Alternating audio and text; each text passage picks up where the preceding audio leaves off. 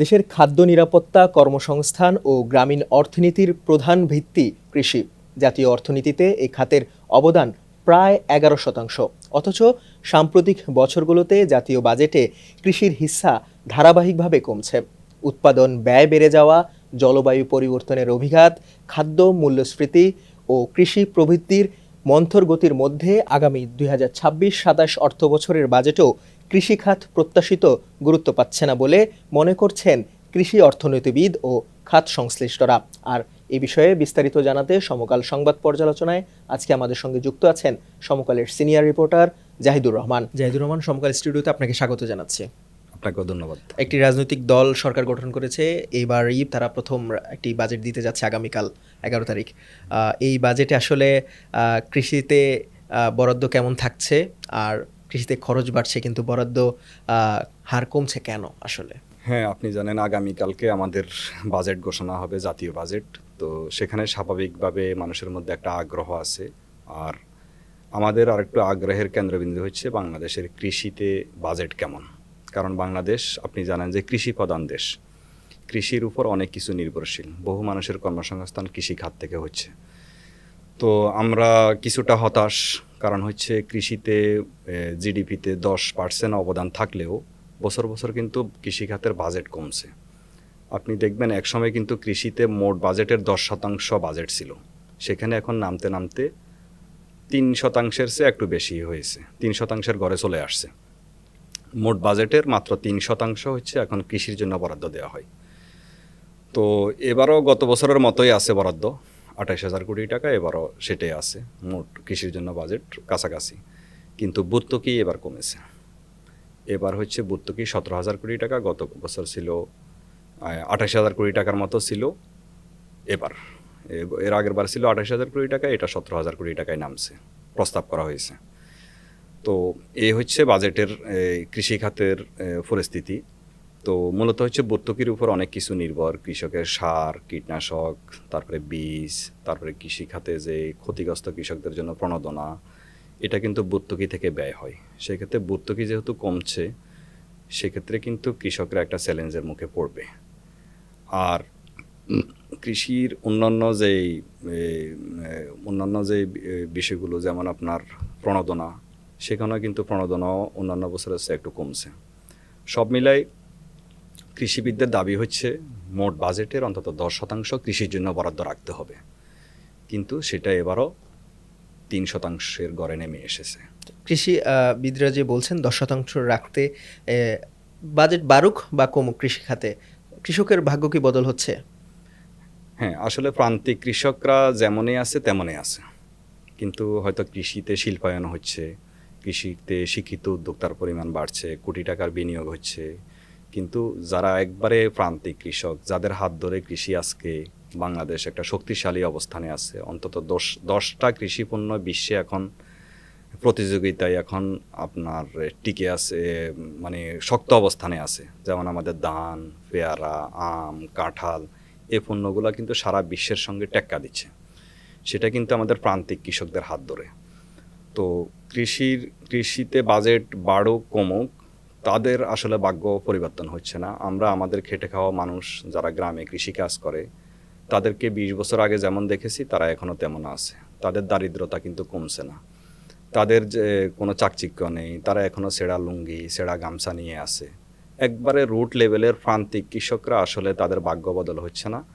হয়তো শিল্পায়ন হচ্ছে, শিক্ষিত লোকরা 1,000 কোটি টাকা বিনিয়োগ হচ্ছে, বিভিন্ন শিল্পগোষ্ঠী এখন দেখবেন কৃষিখাতে বিনিয়োগ করছে, কিন্তু একবারে প্রান্তিক কৃষকদের ভাগ্য বদল হচ্ছে না। যে আরেকটি বিষয় আপনার কাছ থেকে একটু জানতে চাই, এই যে বাজেট দেয়া হয় কৃষি খাতে, সেই কৃষি খাতের কৃষকদের সঙ্গে কি কোনো ধরনের আলোচনা হয়, কোনো ধরনের মত বিনিময় করে কি এই বাজেটটি প্রণয়ন করা হয় কিনা? না, এটা বাংলাদেশের ক্ষেত্রে একটু ব্যতিক্রম। আমরা পৃথিবীর অন্যান্য দেশে দেখি যে কৃষকদের সংগঠন থাকে। আমাদের পার্শ্ববর্তী দেশ ভারতে কৃষকদের খুব শক্তিশালী সংগঠন আছে, কিন্তু বাংলাদেশ কৃষি প্রধান দেশ হওয়ার পরও কৃষকদের কোনো সংগঠন নেই। আপনি দেখবেন বাজেটের আগে ব্যবসায়ীদের বিভিন্ন সংগঠন তাদের দাবি দেওয়া সংবাদ সম্মেলনের মাধ্যমে তুলে ধরে, অর্থমন্ত্রী, বাণিজ্য মন্ত্রী এবং সরকারের শীর্ষ পর্যায়ে তারা বৈঠক করে, তাদের সুবিধা অসুবিধাগুলো তারা তুলে ধরে, বাজেটে যেই তাদের চাওয়া পাওয়া সেগুলো তুলে ধরে। কিন্তু কৃষকদের কোনো মতামত তো রুট লেভেলে নেওয়াই হয় না, এবং কৃষকদের দাবি দাওয়া তুলে ধরার মতো কোনো সংগঠন বাংলাদেশে নেই। হয়তো কিছু এনজিও কিংবা টুকটাক ক্ষেত মজুর সমিতি বা কিছু সংগঠন মাঝে মধ্যে সংবাদ সম্মেলন করে, কিন্তু সত্যিকার অর্থে কৃষকদের কোনো সংগঠন নেই, যার কারণে কৃষকদের কোনো মতামত সরকার নেয় না। না নিয়ে আসলে কৃষকদের বাজেট তৈরি করা হয়, যার কারণে আসলে প্রান্তিক মানুষের চাওয়া হওয়া কি, একবারে ক্ষুদ্র কৃষকদের চাওয়া হওয়া কি, সেই বিষয়গুলো আদৌ আসলে কৃষকের বিষয়গুলো বাজেটে ওইভাবে উঠে আসে না।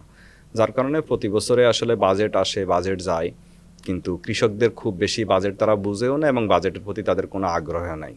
তারা আসলে খাদ্য উৎপাদন করে এবং তারা তাদের মতো করে জীবিকা নির্বাহ করে, বাজেট নিয়ে তাদের কোনো আগ্রহ নেই। কৃষি খাতে উন্নয়নের জন্য বাজেটে আসলে কি কি করা আছে বলে আপনি মনে করেন? কৃষিতে আসলে ভর্তুকি বাড়াতে হবে। মূল বিষয় হচ্ছে বাজেটে ভর্তুকির পরিমাণ আরও বাড়াতে হবে, কারণ এটা একটা সম্ভাবনাময় খাত। আপনি করোনাকালে দেখেছেন সব কিছু যখন স্থবির, একমাত্র কৃষিই ছিল আমাদের ভরসা, যার কারণে ভর্তুকির পরিমাণ আরও বাড়াতে হবে। কিন্তু দুর্ভাগ্যজনকভাবে ভর্তুকির পরিমাণ প্রত্যেক বছর কমছে। এর বাইরে প্রান্তিক কৃষকদের জন্য কৃষি বিমা চালু করা, তারপরে ক্ষতিপূরণ বাড়ানো, তারপরে আপনার সবচেয়ে কৃষিতে বড় সংকট হচ্ছে আপনার ন্যায্য মূল্য না পাওয়া। কৃষক যে উৎপাদিত পণ্য সেটার দাম পাওয়া যায় না, সে দাম পাওয়ার জন্য mini cold storage, cold chain করা, তারপরে বাজারের সঙ্গে কৃষকের সংযোগ তৈরি করা, এই বিষয়গুলোর জন্য এবং সর্বোপরি কৃষকদের প্রশিক্ষণ দেয়া, এইসব বিষয়ের জন্য কিন্তু বাজেটে বরাদ্দ রাখতে হবে। তো সেক্ষেত্রে আমরা দেখছি আসলে কৃষকদের জন্য আপনি দেখবেন এবার হাওড় অঞ্চলে ব্যাপক ক্ষতিগ্রস্ত হয়েছে কৃষক কিন্তু এখনও ভর্তুকির টাকা পায়নি, ক্ষতিপূরণ এখনও পায়নি। তো এইসব সময় অসময়ে বাংলাদেশ একদিকে কৃষি প্রধান দেশ, আরেকদিকে প্রাকৃতিক দুর্যোগের ঝুঁকির মুখে আছে, জলবায়ুর ঝুঁকির মুখে আছে, এবং বছর বছর নানা ধরনের প্রাকৃতিক দুর্যোগ হয়। সেই দুর্যোগগুলোকে মাথায় রেখে বাজেটে কৃষকদের জন্য একবারে প্রান্তিক ক্ষুদ্র কৃষকদের কথা চিন্তা করে বাজেটে বরাদ্দ এবং ভর্তুকি আরও বাড়াতে হবে। যে আরেকটু বিষয় আপনার কাছে, যে আপনার প্রতিবেদন এসেছে 2026-27 অর্থ বছরের যে বাজেট, সেই বাজেটে কৃষিতে আসলে কৃষি খাতে প্রত্যাশিত গুরুত্ব পাচ্ছে না এবারও, বিশ্লেষকরা বলছেন। কেন এই কথাটি বললেন আসলে? হ্যাঁ, গুরুত্ব পাচ্ছে না আসলে গতানুগতিক বরাদ্দ রাখা হয়েছে। গত বছর যেমন বাজেট বরাদ্দ ছিল, এবারও তেমনই বরাদ্দ। আর ভর্তুকির বিষয়টা গত বছর ছিল 28,000 কোটি টাকা, এটা 17,000 কোটি টাকা হয়েছে। অথচ এবার কিন্তু দুর্যোগটা খুব বেশি হয়েছে। আপনি দেখবেন অন্তর্বর্তীকালীন সরকারের আমলে কৃষিতে সবচেয়ে পজিটিভ দিক ছিল, বড় ধরনের কোনো প্রাকৃতিক দুর্যোগ হয়নি। কিন্তু এবার কিন্তু এই গভর্নমেন্টের শুরুতেই কিন্তু একটা দুর্যোগ হয়ে গেছে হাওড় অঞ্চলে। আপনি জানেন হাওড়ে বোরো ধানের প্রায় 20%, টোটাল চাল, সারা বছরের চাল উৎপাদনের 20% কিন্তু হাওড় থেকে আসে। সে হাওড়ে কিন্তু এবার কৃষক নিঃস্ব হয়ে গেছে। তো সেক্ষেত্রে কিন্তু আপনার ভর্তুকির পরিমাণ কমানো হয়েছে এবার। সেক্ষেত্রে আপনার মূল চ্যালেঞ্জ হচ্ছে ভর্তুকির পরিমাণ কমিয়ে প্রস্তাব দেওয়ার কারণে ভবিষ্যতে যেমন কৃষক কার্ড কিংবা হাওরে ক্ষতিগ্রস্ত কৃষকদেরকে নগদ টাকা দেয়া, তারপরে অন্যান্য খাতে বীজ, কীটনাশক, সেচ, সারে আমাদের একটা বড় ভর্তুকি যাচ্ছে। সেই সব ক্ষেত্রে এই সহায়তাগুলো দিতে গেলে কিন্তু সরকার বিশেষ করে কৃষি মন্ত্রণালয় একটা বড় চ্যালেঞ্জের মুখে পড়বে এবং সর্বোপরি কৃষি ক্ষতিগ্রস্ত হবে। সেক্ষেত্রে কৃষিবিদদের দাবি প্রস্তাবিত বাজেট সংশোধন করে কৃষিকে সর্বোচ্চ গুরুত্ব দেওয়া উচিত। আমরাও প্রত্যাশা করব কৃষিকে এই সরকার সর্বোচ্চ গুরুত্ব দিবে। আপনাকে অসংখ্য ধন্যবাদ আমাদেরকে সময় দেওয়ার জন্য। আপনাকেও ধন্যবাদ। দর্শক, এই ছিল সমকাল সংবাদ পর্যালোচনার আজকের বিষয়। অন্য কোনো দিন অন্য কোনো বিষয় নিয়ে আমরা আবারও হাজির হব। ততক্ষণ পর্যন্ত সমকালের সঙ্গেই থাকুন।